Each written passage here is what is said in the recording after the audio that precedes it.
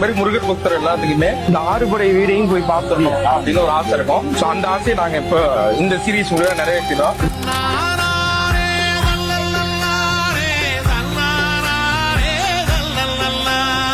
கலங்கிடாதே